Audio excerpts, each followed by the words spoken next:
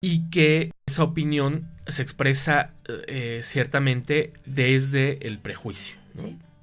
Es decir, sin entender el fenómeno, sin entender el problema, sino repitiendo una serie de reflexiones o de opiniones o de puntos de vista que se generan a partir de esta mirada de la otra persona, del otro, ¿no? Entonces, ¿cómo hemos aprendido en México a ver al otro, al diferente, al que no soy yo, ¿no? El que no tiene el mismo tono de piel que yo, el que no gana lo mismo que yo, el que no tiene las mismas oportunidades o los mismos privilegios que yo.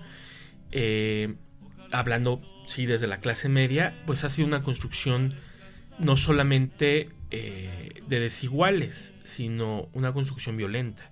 Por supuesto. O sea, de descalificación y digamos sometimiento, ¿no? Sí. O sea, y eso ha generado una serie de discusiones muy interesantes en torno al, o sea, digamos, eso brota con el fenómeno migratorio, eso brota con las caravanas. Nos sale natural. Sale casi natural. Sale del corazón. Sale del corazón y eso es muy grave, ¿no? O sea, terrible. Porque lo que estamos expresando es una serie de sentimientos como miedo, rechazo, odio, que tiene que ver con algo que no entendemos y que no conocemos, ¿no? Llamado a tomar las armas, a defenderse con lo que tengas. Sí, es decir, como esta paranoia muy de los estadounidenses, ¿no?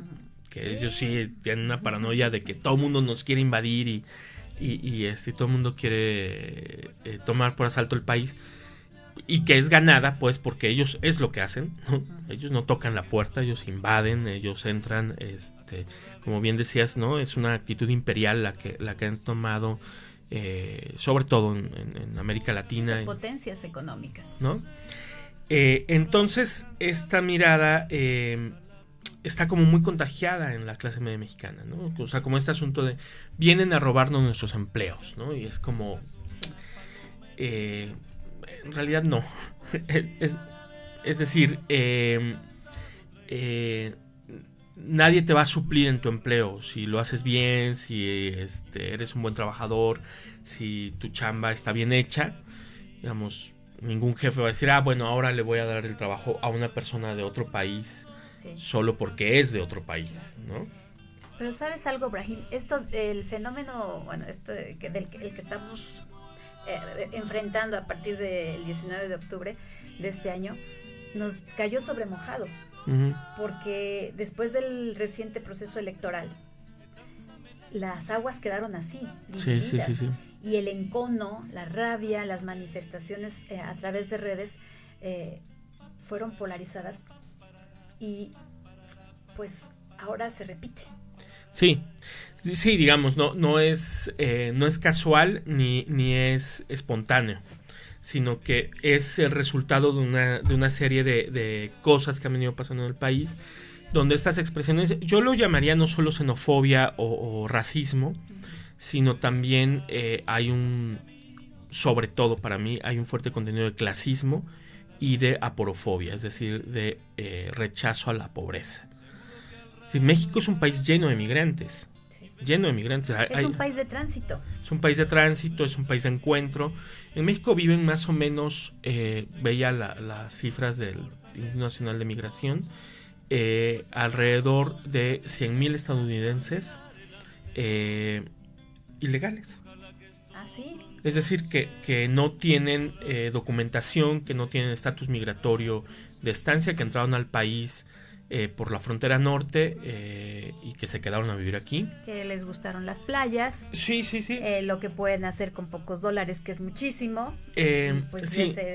Es decir, se quedaron a vivir en México y nunca modificaron su estatus. ¿Por qué estos migrantes del norte que están en un estatus ilegal, en un estatus jurídico ilegal, que están indocumentados, ¿no? No se les exige la regularización de sus documentos. No tienen esta persecución que tienen los centroamericanos. Ahí hay un componente cultural, claro, que es el racismo y la aporofobia, que no tiene nada que ver, digamos, con el cumplimiento de la norma. Es decir, lo que se hace es institucionalizar el clasismo y el racismo, ¿no? Se institucionaliza, es decir, a estos güeritos, como son güeritos, pues yo no les... no me importa, no vienen aquí, no son pobres, ¿no? Porque además los güeritos no son pobres, lo cual no es cierto necesariamente. Y a los otros que vienen de una condición distinta, sí. Es decir, vienen en una condición de extrema pobreza, de extrema violencia, huyendo, y que deberían tener categoría en México de refugiados y no de migrantes, porque en realidad lo que están siendo sí, es ellos... otra categoría, la del migrante. Son desplazados, o sea, están siendo desplazados por un movimiento de guerra. Y lo que tendría que tener México en torno a estas poblaciones que se están moviendo hacia el norte es un trato humanitario de desplazados, no solamente de migrantes. Pero frente a eso hay una opinión pública que refuerza esta mirada de discriminación, digamos, en un término general, esta mirada discriminatoria sobre una población específica que está en tránsito, ¿no? Y que adquiere rechazo porque de repente nos parece que es mucha gente, ¿no? Claro. O sea, es que son muchos. Porque se magnifica, se manipula y se condiciona a muchos intereses. Si tú tienes un canal de YouTube donde quieres aumentar tu rating, ponte a editar, ponte a cortar, o sal con tu micrófono y de manera muy tendenciosa pregunta cosas de las cuales tú ya sabes la respuesta porque la estás incitando, y después edita. Y después rompe el rating de visitas, ¿no? Claro, la gente opina esto. Por muchas personas. Sí, claro, la información es muy manipulable siempre y se generan ambientes. Es decir, en las redes sociales es muy fácil generar una tendencia de opinión de manera artificial. Sí. O sea, hay gente muy interesada en ello, ¿no? En generar opiniones negativas, en generar opiniones encontradas, sí, para que la discusión no trascienda. Sí, el problema en realidad no es que entre una o dos o 6, ahora van 6, o 10 o 25 caravanas migrantes en tránsito hacia Estados Unidos. El problema es, como país, cómo se va a responder ante esa situación. Exactamente, porque México, ante la mirada del mundo, queda como un país de fronteras abiertas, que asume un compromiso muy grande y que ofrece trabajo, ofrece medicamentos, ofrece escuela, ofrece estatus de trabajador temporal, y dice: México es tu casa, hermano. Eso lo dijo Peña Nieto. Bien, hasta aquí muchos aterrados, ¿no? Pero ¿por qué no nos ponemos a pensar que si la situación estuviera bajo control, que sería lo que deseamos todos, esta gente hubiera podido pensar con más calma que pueden quedarse en Oaxaca, que pueden quedarse en Chiapas y que pueden esperar el compromiso adquirido por el gobierno mexicano? Consecuencias a la larga, pues sí, hay muchas, pero puede ser que ellos vengan a sumar, que realmente quieran trabajar el campo y que permitan que incluso las promesas del nuevo gobierno cristalicen. ¿Por qué no?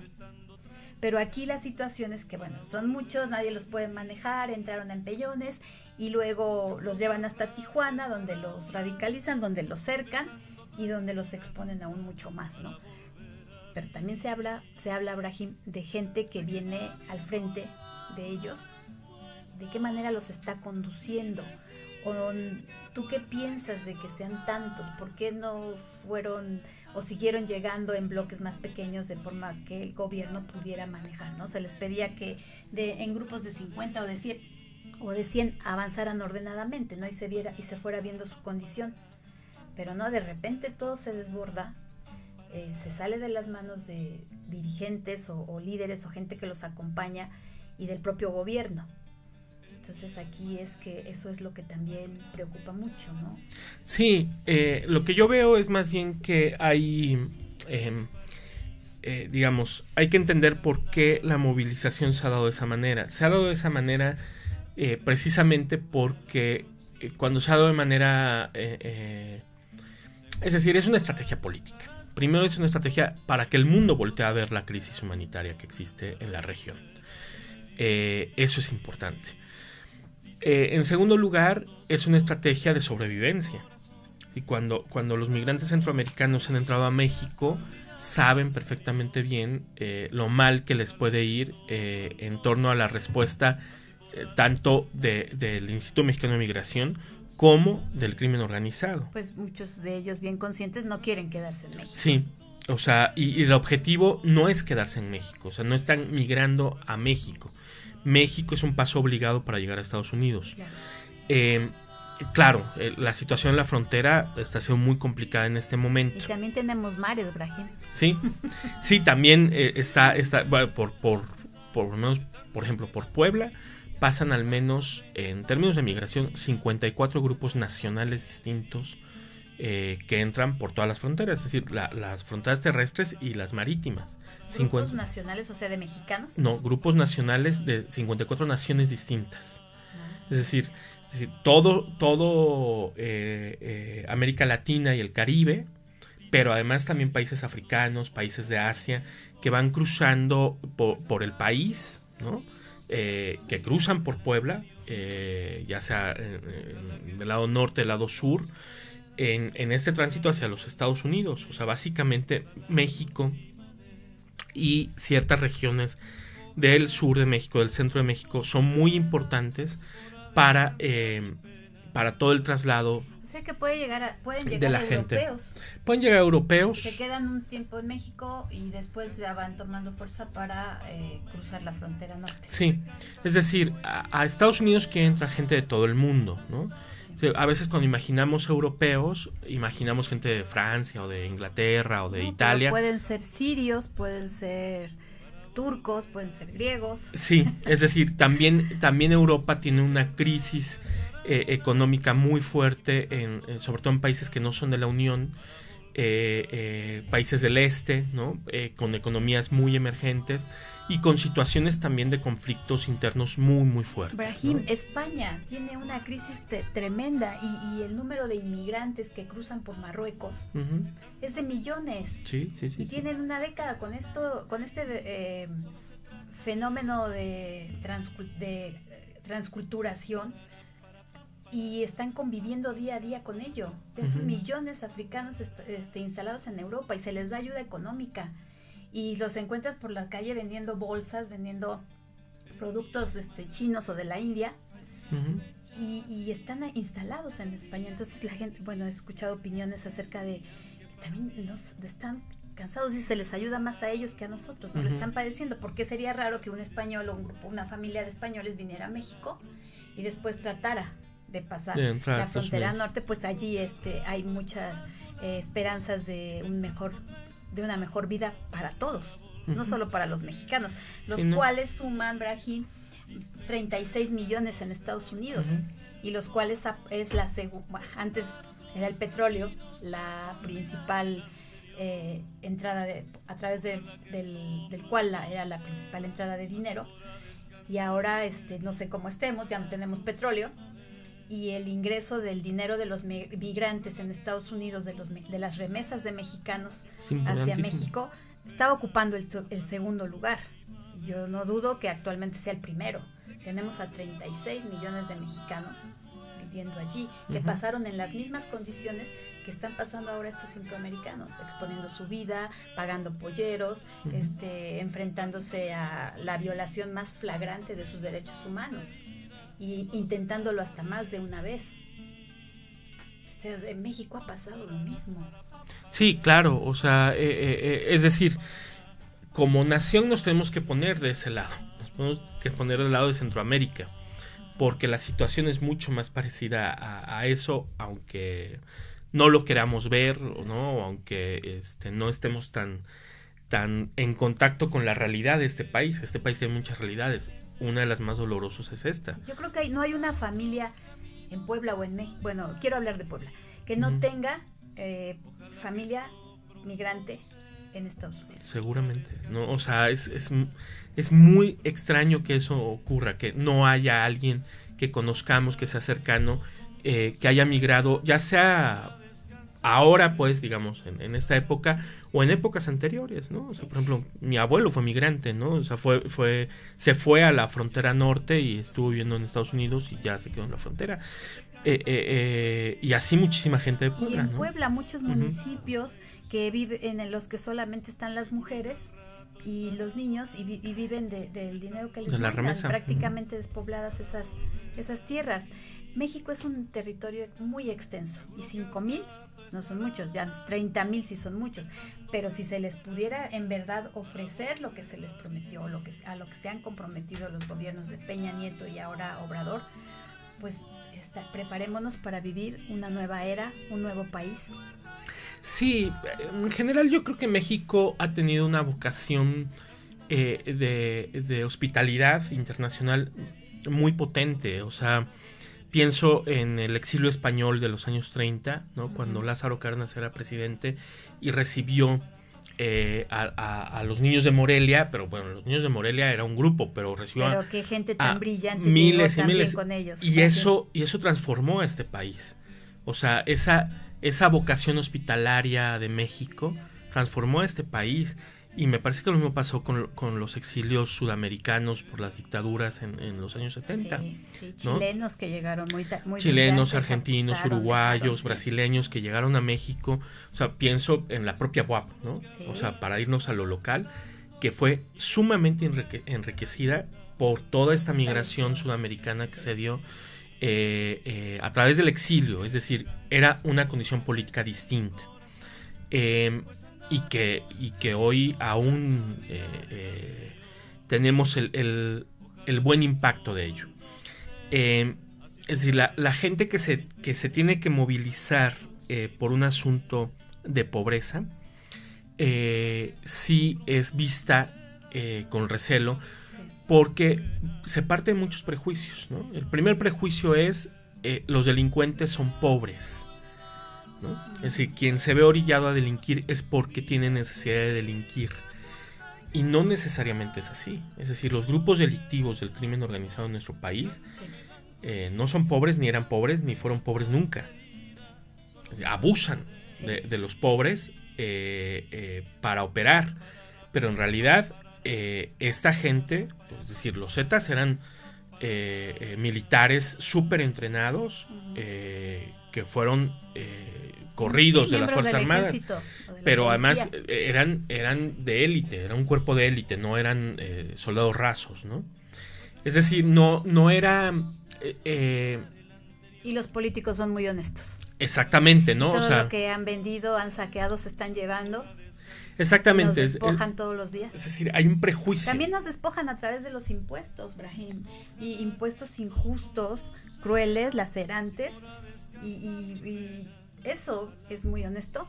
Exactamente. O sea, es decir, esta figura prejuiciosa sobre el delincuente o sobre es que vienen a arrebatar nuestras cosas, es que van a provocar inseguridades, que se van a volver secuestradores. En realidad lo que ha ocurrido es que el crimen organizado, que está mucho mejor organizado que el gobierno, ha cooptado a muchos migrantes y los ha incorporado a sus filas, obligándolos. Es decir, es una situación de trata de personas, es una situación de esclavitud, de sometimiento, de violación de derechos flagrante todo el tiempo, ¿no? Las mujeres centroamericanas que entran a México, todas antes de decidir entrar al país, es una práctica muy común, ponerse una inyección anticonceptiva de la que es trimestral, que la llaman la inyección mexicana, porque saben que van a ser violadas en nuestro país. Sí, lo que les espera debe ser terrible, ¿no? Lo puede uno imaginar. Entonces, toda esta situación que no se ve, que no se discute, incluso en la caravana migrante hay un grupo de migrantes, de 50 migrantes que no se encuentra. Así que probablemente fue captado por el crimen organizado en Oaxaca. Leí que eran 100, Brian. Bueno, 100. Y que está perdido. ¿Sí? ¿Cómo se te pierden 100 personas? Pero ¿cuánto necesitas para controlar a 3,000? Claro. A 500, a 1,000, a 3,000, a 5,000.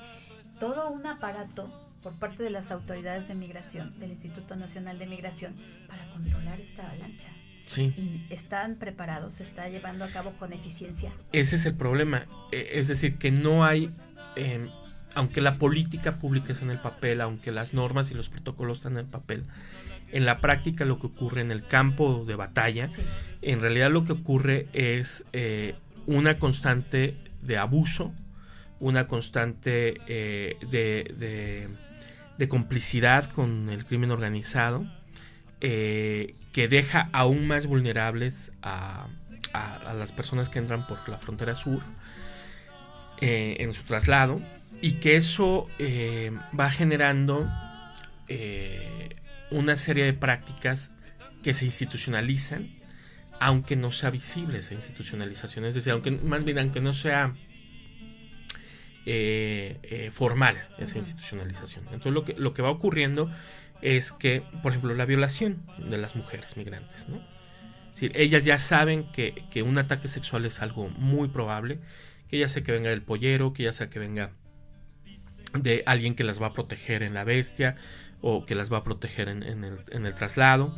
Se las llevan, Brahim, a otro lugar fuera de México. La otra es la trata, ¿no? La trata. O sea, que es parte de las actividades del crimen organizado. Es decir, a veces cuando pensamos en crimen organizado estamos pensando solamente en narcotráfico, y en realidad el narcotráfico es una de muchas actividades que tiene el crimen organizado, ¿no? El secuestro, la trata, la extorsión, la explotación laboral también está ahí, ¿no? O sea, es decir, llevarlos a los campos de cultivo de drogas, ¿no? De marihuana, de amapola, para que ahí estén trabajando. O sea, hay una serie de actividades ilícitas donde el crimen organizado ocupa cuerpos, ocupa gente que haga ese trabajo, cuerpos que además estén absolutamente despojados de derechos, sí. O sea, que no sean nadie, ¿no? Que nadie reclame por ellos, que sean desechables, y esa, digamos, esa fuente de trabajo, esa fuerza de trabajo, pues la adquieren de los migrantes centroamericanos, ¿no? Lo cual es terrible. O sea, es terrible porque no hay una política de respuesta integral por parte del gobierno. Si por un lado está la protección a los migrantes, la protección a los refugiados, y por otro lado está la relación con los Estados Unidos. Claro, y entre más se les hostigue, también por presión e influencia de los Estados Unidos y como ellos están manifestando, pues van a ser más maltratados, van a ser más víctimas del encono y el coraje que se va conteniendo y que después se volca encima de ellos. Sí, claro. Entonces están muy, muy expuestos. Y algo también que me llama la atención, Brahim, es que en qué momento se ha publicado una lista con los nombres de todos ellos. Uh-huh. En qué momento se tiene ya el registro de quiénes son, si saben escribir, si saben leer, si tienen algún oficio, si se desempeñaban en alguna actividad como maestros, como plomeros. Sí, es un país muy pobre, un pueblo sumergido en la pobreza, pero también debe haber gente con ciertas condiciones que ayude a manejar todo esto y que también sea gente digna de recibir. No creo que no todos son mafiosos como los están pintando. No todos son delincuentes. No, pero así se está manejando. Sí, y esto es terrible. Y aún así, claro, o sea, este prejuicio que está permeando ahí, pero aún así, es decir, también hay que entender lo que orilla a una persona pobre a cometer un delito. No es lo mismo que motiva a alguien que se integra a un cártel, por ejemplo, por decir algo. Es decir, si queremos ir trabajando seriamente el tema de seguridad, tenemos que atender las causas, ¿no? Entonces no puedes tratar de la misma manera a una persona que se roba una gallina porque tiene hambre, ¿no? O sea, sí, es un ladrón, pero a ver, momento, ¿no? Hay una causa muy específica, ¿no? O a un chavo que pues, roba celulares y los venden 100 pesos porque tiene hambre, porque no hay oportunidades, porque no tiene para dónde hacerse, en su realidad, en su contexto, porque de repente también hablamos desde una posición de privilegio, ¿no? O sea, también nos podemos colocar desde una postura de decir, bueno, que busque trabajo, ¿no? Aquí todos tenemos trabajo. No es cierto. No, y ahora se es esgrime muy que complejo. hace falta el trabajo en México y realmente hace falta.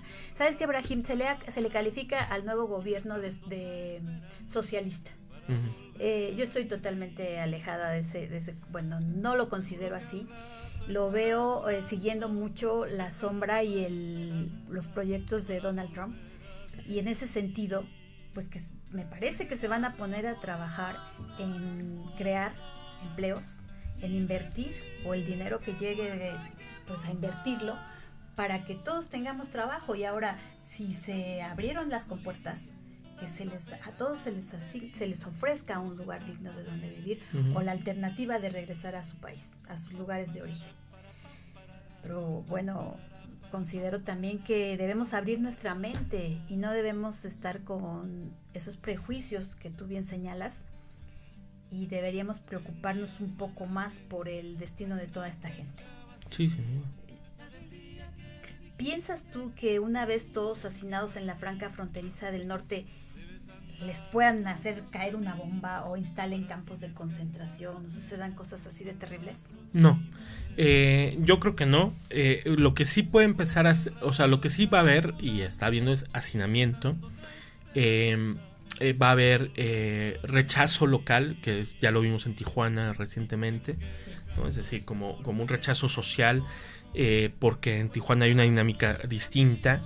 Es decir, lo que implica pasar la frontera. Hay mucha gente que pasa la frontera todos los días porque trabajan en San Diego. Entonces, de repente que la frontera se vuelva un lugar mucho más restringido para los locales, porque están los centroamericanos ahí, pues genera malestar. A mí me parece que hay un asunto... hostilidad para la gente que todos los días tiene que pasar. Y para los que están allá. Para los que están ahí, que además ya están muy acostumbrados a la dinámica migrante. Es decir, Tijuana es una ciudad construida por migrantes, ¿no? Sí. No sé si haya alguien como realmente tijuanense en su pura esencia, ¿no? Es decir, la gente ha estado llegando de muchas partes del mundo, no solamente mexicanos. Se han afincado ahí una vez que no pudieron pasar, o que les gustó más, o que encontraron una oportunidad. Sí. Pero me parece a mí que sí, el gobierno nuevo, el gobierno que empieza el sábado, ¿no? El gobierno de López Obrador, sí debe tener una política exterior muy sólida y muy concreta en términos de la relación con Estados Unidos. Aceptarlo como una cuestión bilateral. Sí. Y a mí me parece que el mensaje ha sido otro. Es un mensaje muy ambiguo. Es decir, el propio López Obrador no ha dicho nada realmente contundente en torno a la caravana, ¿no? Sí. A las caravanas. No ha tenido una postura que uno esperaría, pues, humanitaria, de ponerse, digamos, al frente, decir vamos a resolverlo, sino más bien ha estado en otros temas.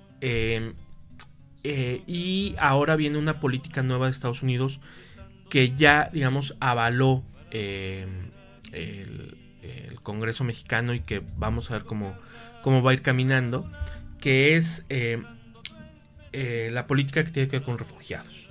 Cuando un ciudadano de otro país llega a Estados Unidos y pide asilo político o asilo humanitario, es decir, entra de manera ilegal, pero lo que hace es ampararse en el derecho internacional y pedir asilo.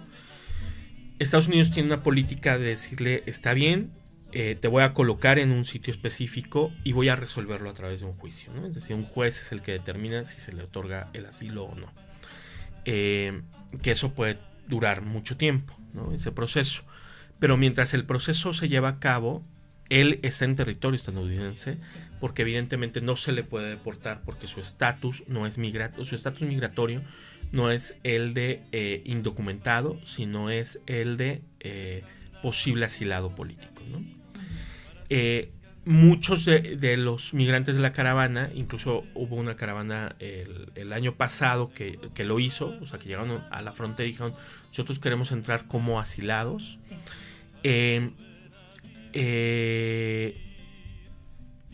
Esa es la estrategia, es decir, ya no ¿por qué? Porque el estatus que ellos están reconociéndose a sí mismos es el de refugiados. Es decir, nosotros estamos siendo movidos de nuestro país no por un deseo de buscar una mejor vida ni por sobrevivir. Sí, porque no hay condiciones mínimas para la vida. Ya no digamos para el trabajo. Y en México tienen miedo. Sí. Y entonces lo que la política que ahora Trump está proponiendo es sí, pero no vas a vivir tu proceso en Estados Unidos. Es decir, lo vas a vivir desde México. Lo vas a vivir desde México. Pues y se está aceptando, lo cual es muy grave. Pues sí, pero tú sabes, Brahim, que siempre hemos sido su traspatio. Ahora sí, o sea, digamos, pero ahora sí hay como, se está estableciendo una política literal de traspatio, donde es, bueno, pues te vas a México a esperar mi resolución, y México es quien va a tener que asumir los costos de tenerte en su país, en lo que yo decido si eres un asilado o no. Y eso lo que va a generar es que si la respuesta es no, el problema consular va a ser para México, es decir, claro, pues ya está ahí, ¿no? Hazle tú como quieras, si quieres devuélvelo al país, ¿no? Sí. Lo cual, en una condición humanitaria de digamos, de exilio o de refugiado, pues es una violación flagrante a sus derechos, entonces tendría que pedir asilo a México, o desde México pedir asilo a otro país. Pero lo peor que podría hacer México es deportarlo. Sí, yo estoy huyendo de mi país, no me deportes, ¿no? Entonces, digamos, si en términos diplomáticos, esta iniciativa va a meter en un brete a México muy, muy fuerte, en términos de recursos, pero también en términos de relaciones diplomáticas, sobre todo con los países de la región, ¿no? Pero, Brahim, en Chile están los haitianos, en Colombia, venezolanos. Ahora México con hondureños, guatemaltecos y salvadoreños. ¿Tienes una idea del aproximado que se prevé de gente que va a llegar o va a seguir llegando o hasta cuándo? Porque aquí la cuestión es que México no se dio prisa a construir un muro suficientemente alto, suficientemente grande, y ahora pues jódanse, ¿no? Y sabiendo que un muro alto, grande, ancho, también provocaría y concentraría más la corrupción y las condiciones totalmente de violencia o que violentan los derechos humanos de esta gente que quiere cruzar la frontera mexicana. Entonces, ahora, ¿hasta cuándo, Brahim? ¿Y cómo va a ser la solución? Está realmente... Es muy complejo. Es muy complejo. Tiene que ser, a mí me parece que sí tiene que ver con intervenciones internacionales. Sí, un poco lo que ha ocurrido, el ejemplo guatemalteco me parece muy interesante. Sí, ante la crisis humanitaria y política que se dio en Guatemala, la intervención de ONU ha ido sirviendo para sanear la situación del país. No es que la haya resuelto, son problemas que se resuelven en muchísimos años, no es algo que se resuelve inmediato, pero el ejemplo guatemalteco es muy interesante, no solo para Guatemala, también para México, sí. Y para la región. Y es que tocaste un punto bien importante, Brahim. ¿Estás a favor de que se firme el apoyo a la ONU para que les brinden ayuda a estos migrantes? Que México se sume al tratado internacional con la ONU para apoyar la situación de los migrantes. Sí, yo creo que eso es muy importante, ¿no? Es decir, México es un país que también tiene una tradición de política exterior en términos del marco convencional de derechos humanos, sí, muy sólido y muy fuerte. Y me parece que sí tiene que echar mano del sistema convencional e internacional para poder articular una respuesta integral. Y recibir apoyos. Sí, y además esta respuesta integral tiene que estar muy vinculada en una relación multilateral. Aprender a vivir con este fenómeno. Sí, por supuesto. Nosotros no estábamos preparados. Porque además, digamos, Colombia tiene mucha migración venezolana, que es por un fenómeno económico, pero los venezolanos no se están quedando en Colombia tampoco. Sí, ellos no pretenden llegar al norte porque cruzar la selva colombiana y el canal de Panamá es peligrosísimo. Lo que están haciendo es yéndose hacia Argentina y Uruguay. y Argentina no está en condiciones, bajo ninguna circunstancia económicas, de recibir una oleada de venezolanos enorme. No. Entonces me parece que la respuesta sí tiene que ser multilateral en términos de América Latina. Es decir, América Latina se tiene que sentar a mirarse a sí misma en términos de este fenómeno, ya no en términos de fronteras y países, sino en términos humanitarios, y también tiene que haber una respuesta de Estados Unidos. Es decir, claro, así como Estados Unidos ha venido a invadir los países centroamericanos y sudamericanos, porque pega pero no paga. Exactamente. También puede tener mucha fuerza económica. Sí, pues amenazó, ¿no? Que sea el gobierno que si no controla les suspende la ayuda. Si se despoblan esos territorios o se van a una situación de enfrentamiento por las armas o levantamientos, pues tienen lo que justo necesitan para intervenir. Sí. Se habla también de la riqueza de estos territorios, de una balcanización del sureste mexicano, de que fue todo esto condicionado para favorecer los tiempos electorales en Estados Unidos y que favorezcan a Donald Trump. Y bueno, son muchas causas también a nivel de la geopolítica. Uh-huh. Pero un hecho concreto es que nosotros como mexicanos debemos prepararnos para este fenómeno. Sí. Y debemos abrir la mente, tocarnos el corazón y pensar también en los cientos de miles de familias mexicanas que tienen hijos, esposos en Estados Unidos, a los que no han visto durante muchísimos años, que también las han pasado por allá. Sí. Y que seguramente ellos entienden un poco mejor esta situación actual.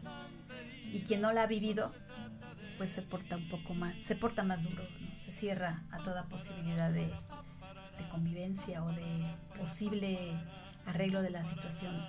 Sí, indudablemente la diversidad cultural, la diversidad humana nos hace un mejor país, nos hace una mejor región del mundo. Es decir, eso es México. O sea, México es un país que ha abierto sus puertas a la migración y a las fronteras. Es muy difícil pensar en alguien que viva en este país que no tenga en sus orígenes esta vena, pues, ¿no? O sea, por esos 30 millones, que es lo que se maneja de mexicanos en Estados Unidos trabajando, mandando sus remesas, pasándolas también, las duras y las maduras, por todos ellos, pues abramos un poquito nuestra mente. Sí, claro. Y entendamos que esta gente está aquí por pobreza, por violencia, por crimen organizado, asusados por todo esto. Sí. Y por si fuera poco, se les suma después, cuando llegan al territorio mexicano, el maltrato de mucha gente por parte de México y autoridades migratorias y mafias propias del país y la región. Entonces, ahora pidamos, Brahim, que el gobierno asuma con mucho sentido humano el compromiso que se aceptó, y se aceptó públicamente porque lo han dicho a través de los medios. Sí, lo dijo claro. Peña Nieto, lo dijo Obrador, que les van a ofrecer trabajo, que haya trabajo para todos, no solo para ellos. Sí, aquí el asunto es cómo ir resarciendo el tejido social. Al final, para mí, el tema se centra en tres grandes ejes, es decir, la impunidad, la injusticia, o la justicia más bien, la impunidad, la justicia y los derechos humanos. Lo que tenemos que hacer es terminar de tajo con el tema de la inseguridad. Es un tema que se tendrá que discutir en otra ocasión, es muy amplio. Aquí otro día sí, más. Pero es decir, sí hay que trabajar en términos de impunidad y de justicia. Eso va a devolver mucho el rumbo del país y va a devolver la confianza de los mercados, va a devolver la confianza de la gente en general, los habitantes. El barco, que es el país, está en un mar muy picado. Sí. Y todos tenemos que permanecer y ayudar a que se conduzca y no se vaya a las profundidades del océano y el descontrol y la el enfrentamiento social. No tendría por qué ser Brahim en una sociedad más civilizada. Sí, esperemos que así sea. Así sea. Y Brahim, el tiempo ha volado. El tiempo se nos fue y como ya te diste cuenta, voló, en serio que voló. Sí. Y te agradezco muchísimo tu presencia. No, teníamos buen tema para mucho más, pero bueno, tenemos que concluir ahora, deseándoles a todos nuestros escuchas una muy buena tarde y nos vemos en enero. Por cierto, nos vemos en enero, para el 15 de enero. Que todos estén muy bien. Saludos. Gracias, Brahim. No, muchas gracias a ti. Dicen que viajando de tanta melancolía, tanta pena, Te esperamos la siguiente semana con más entrevistas de los distintos expertos en Sobremesa con Blanca Bertó.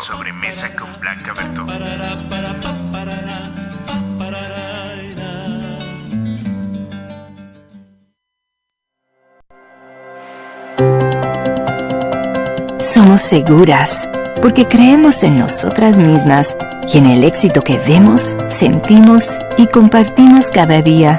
Somos únicas porque creemos que nuestras diferencias nos hacen hermosas y al mundo un lugar aún más extraordinario. Somos conscientes porque creemos que nuestras decisiones nos definen y que tener carácter, calidad y conocimiento es lo más importante. Somos Jafra y creemos en la libertad de ser tú.